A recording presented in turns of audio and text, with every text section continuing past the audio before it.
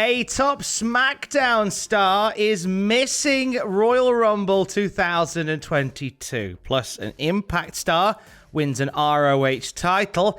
And a popular New Japan team are making their Impact debut.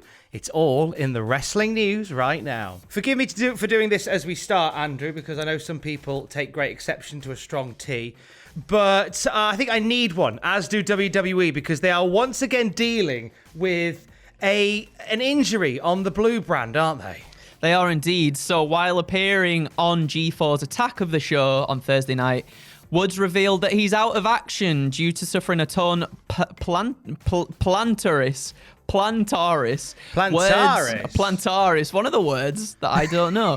Woods said he expects to be good in 4 to 6 weeks. And Tom, I am very, very sad about this because I think Xavier Woods proved himself very much to be a fantastic star in the year of 2021. It's really been a breakout. 2021 was a real breakout year for King Woods. That really stepped out of the shadow, doing his own thing. On the bigger scale, it's another injury for SmackDown. I feel like these are coming thick and fast at the moment. So Drew McIntyre is out. Sasha Banks is currently out. Shinsuke Nakamura has an injured hand. He's unable to compete. And now Woods is on that bench as well. And 4 to 6 weeks might not seem like, in the grand scheme of things, too big a deal. Oh, that's all right, 4 to 6 weeks. But this is like the Royal Rumble and WrestleMania season. Like, exactly. This is the 6 weeks where you want to be like completely on your game. So the timing of this really sucks for Xavier Woods. And I hope that he comes back as a fully healthy individual once again. And with a maximum of 6 weeks, he could make it back in time for Mania as well. And this is the thing as well with this nature of this injury is he mentioned, as you say, on G4's Attack of the Show, the injury to, oh, by the way, they call it a tennis leg, the injury that he's got. So basically that muscle on the back of the leg is torn or ripped, and it's not in a good way. And he did it doing a springboard DDT, a move that he's done many, many times. Just something that he's done a lot, and that was what made it go boing, and that's what's taken him out of action for the time being. Just something so simple.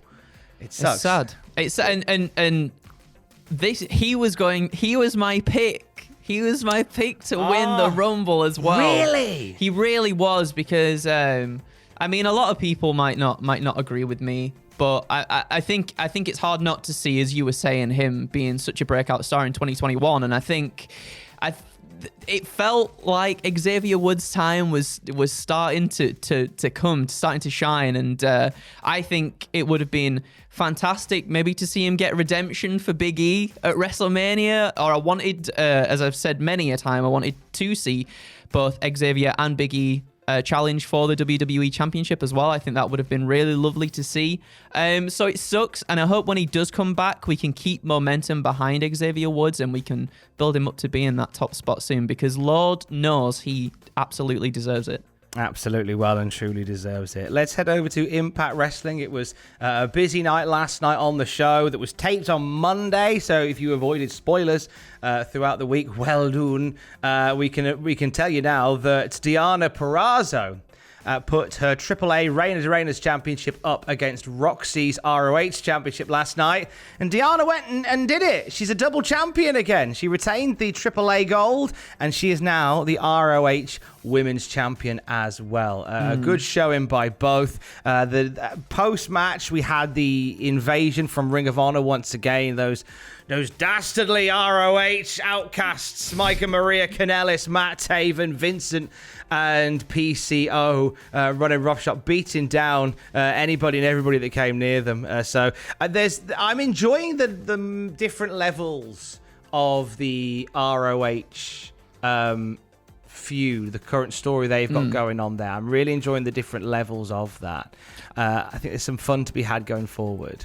I'm hoping, like, I was thinking whilst that was happening as well, it was such a good match between Deonna Purrazzo and Roxy, by the way. I really wanted Roxy to retain it and kind of do what Jonathan Gresham's doing and just keep sort of going to different promotions and pushing the belt a little bit more, like sort of advertising that. But My thought was, what would you say, Tom, to if Ring of Honor hopefully come back in April 2022? Well, they are coming back. They're doing the Supercard of Honor. Oh, yeah, of course. They are defo back. They're defo doing that. I No was wondering, card announced yet, but they're defo back. I was wondering if they could do a big old pay-per-view of just Impact versus Ring of Honor. I would quite like to. I quite like to see that.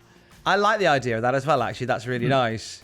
There's some fun to be had with that, and because of the different levels of it, where you have got like the aggressors, and then you've got people within the system who aren't there to invade. They just want to compete, like Jonathan Gresham, who has challenged Steve Macklin for next week's Impact Wrestling to a pure wrestling rules match for the ROH Championship.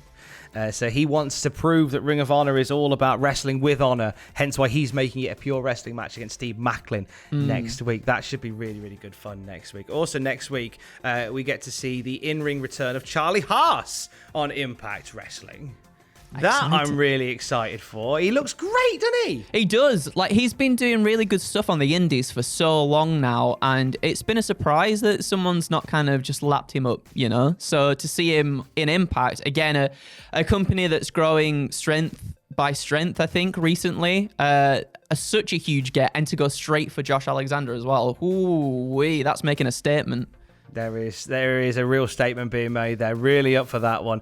Looking ahead further to Impact Wrestling, so they've got another set of tapings coming up in the penultimate weekend of January, the weekend before nearly my birthday. Just putting that out into the world.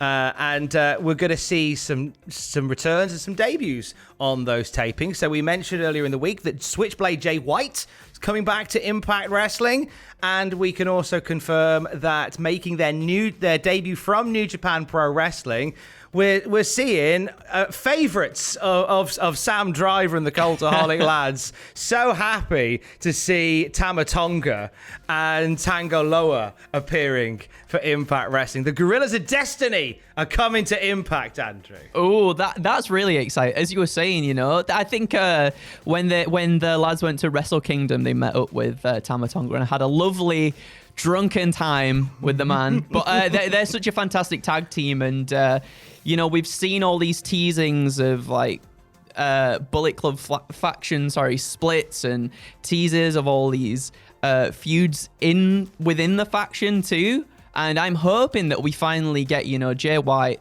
Tama Tonga, Tangaloa, and then the Good Brothers. And then when it looks like they're down on their luck without anybody in their corner, maybe a Kenny Omega or someone turns up. And then we can finally get that Jay White and Kenny Omega tease come into some sort of blow off that we never got before, as we were talking about on the news the other day. I think that would be a nice way to kind of make everything work together. I do like how these videos that you and I do in particular always end up with us pretty much fixing the wrestling world with some wonderful booking. I'm down for that being a thing. I genuinely think if you can get along January 21st and January 22nd to Pembroke Pines, Florida, to go and watch Impact Wrestling, I think you'll have a really good time. I think it should be a good 2 days of taping from them. More news throughout the day at cultaholic.com. Keys. Love you, bye.